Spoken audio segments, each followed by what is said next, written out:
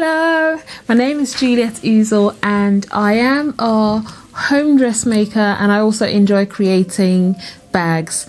I am mostly known for winning last year's Great British Sewing Bee, and I am here today to share with you how to create a ruffled tote bag. I'm going to be using a lot of scrap fabrics from my scrap stash. So first thing I need to show you is this here. I'm using some cotton, so this is cotton fabric, and I'm going to be using denim for the main body of the bag. But you should be free to use whichever type of fabric you prefer, but just bear in mind that we're going to be doing some gathering. Okay. You will find all the measurements required for your tote bag here on the screen.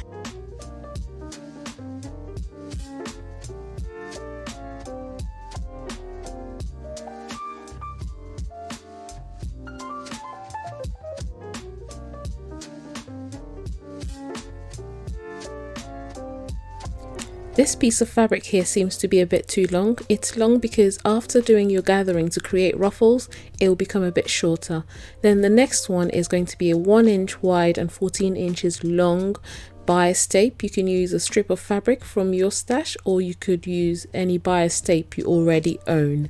You also need to use a loop turner or whatever method you like to use to turn around loops.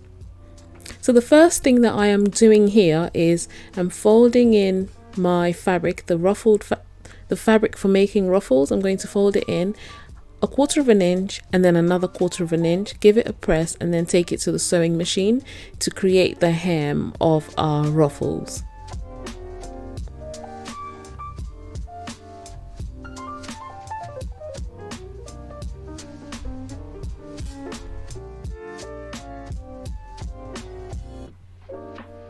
The next thing to do now is to change the setting on our sewing machine.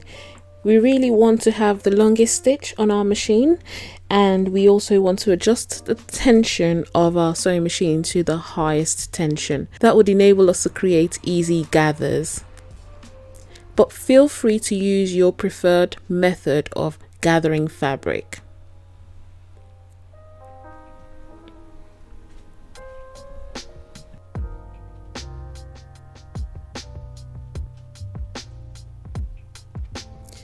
You can see that I left a long tail of thread to enable me to gather my fabric a bit further.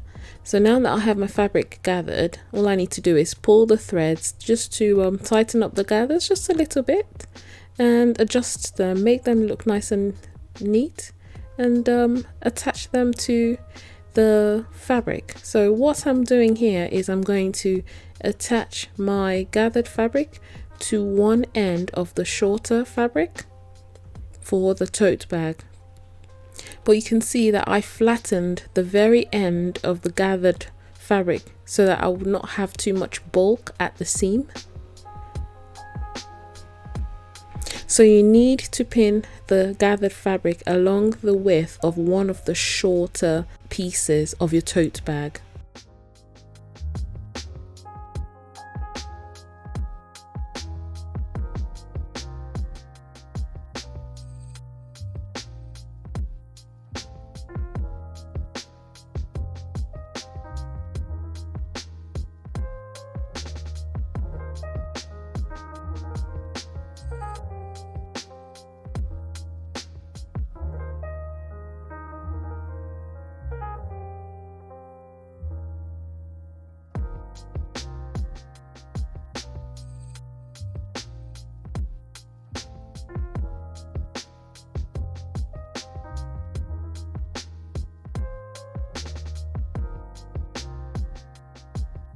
So the next thing to do now is to sandwich the gathers or the ruffles using the other short piece of fabric. So you can see that we have the gathers all neatly tucked away, and then we're going to pin the shorter piece of fabric for the tote bag on top of the gathers.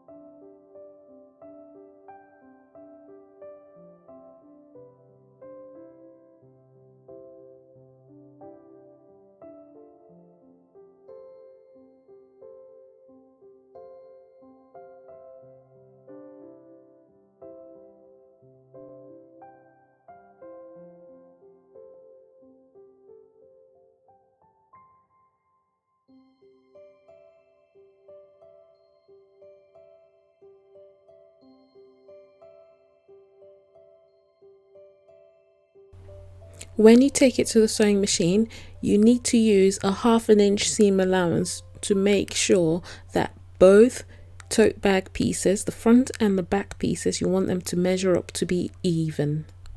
So it's a 1/2 inch seam allowance. So after all that handling, we can see that there's just a lot of frayed edges showing, and we do not want that. So we're going to use our preferred method of finishing raw edges. In this instance, I am going to use a strip of fabric. You can use bias tape, you can overlock your raw edges, whatever preferred method you like.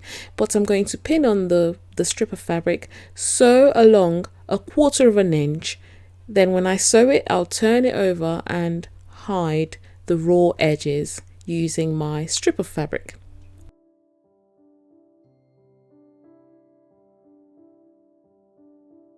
So you can see that I am folding over my fabric first. I'm folding over the strip of fabric. When I fold it over 1/4 inch, and I further on fold it again to completely hide the raw edges, because I do not want them to show. After pinning it down, I'm going to take it to the sewing machine and do a neat stitch along the strip of fabric.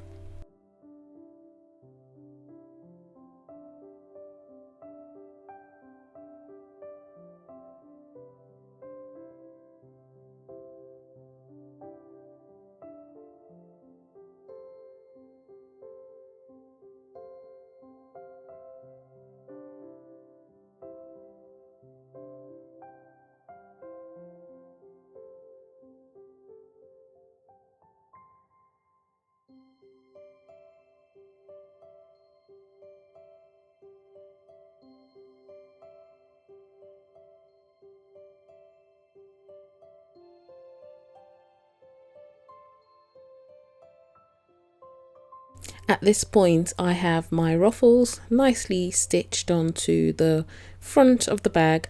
I need to just do a top stitch just to keep it nice and secure and flat, because just ironing it won't really do the job for me. So I just like to do a top stitch along the top piece of fabric so it's nice and flat. So later on, we're still going to go ahead and give it a press just to keep the ruffles nice and flat. Okay, so you can see that I have the wrong sides of my tote bags facing each other, and I've got them pinned together.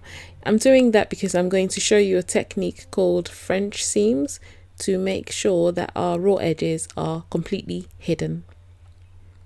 So you're going to pin the fabrics, the front and the back pieces of your tote bag together. When you pin them together, you take them to sewing machine, give them a stitch, a 1/2 inch seam allowance stitch, then you turn them inside out, and at this point we have the right sides facing each other, which is normally what people would do, but we just did the opposite. So now we have the right sides facing each other. We just need to make sure that the edges are absolutely flat, and then we'll pin all the way from one end to the other and round and the other way around, making sure that the top is open.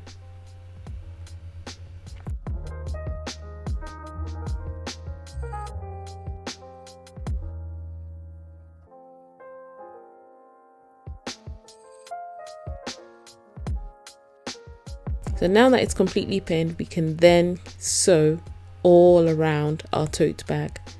And you can see that I've sewed it, and the inside is neat, there's no raw edges, and the outside is neat as well.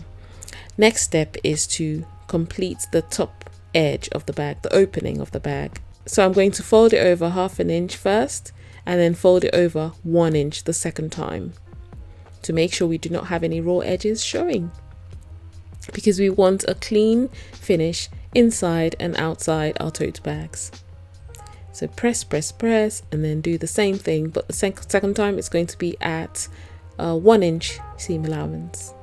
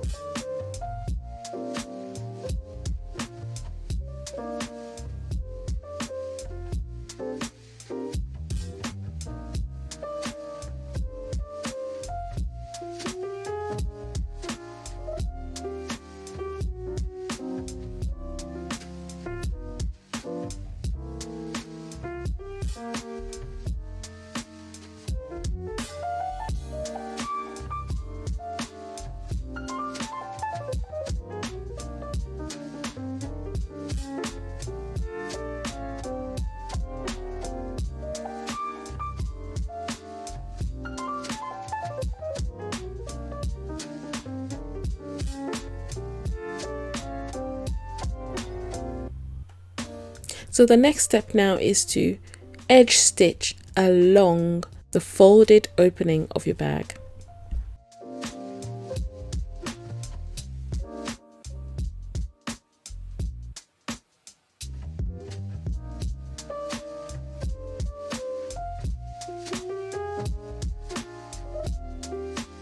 So now it's time to grab the long straps, and we're going to sew all the way down each strap, 1/2 inch seam allowance again. And after that, we're just going to use our preferred method. I prefer to use a loop turner, and we're just going to turn our fabric inside out.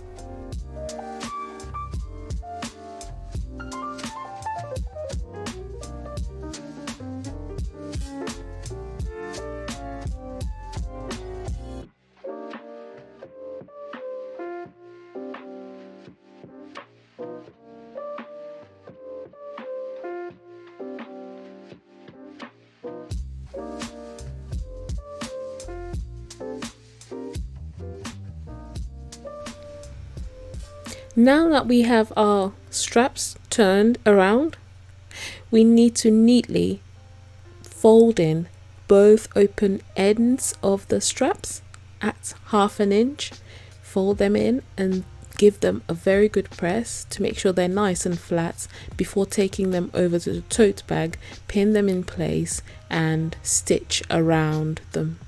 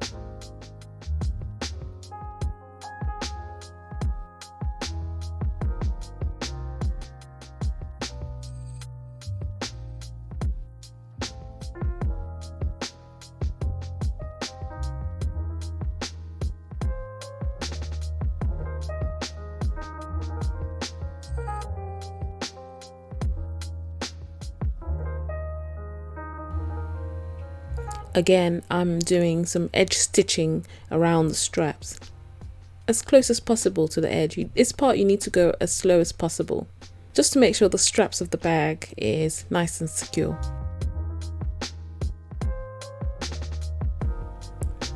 Thanks very much for your time, and I hope you have a go at making as many bags as possible. Do not forget to share your makes with me on Facebook or on Instagram, and I would really love to see your examples of your tote bags.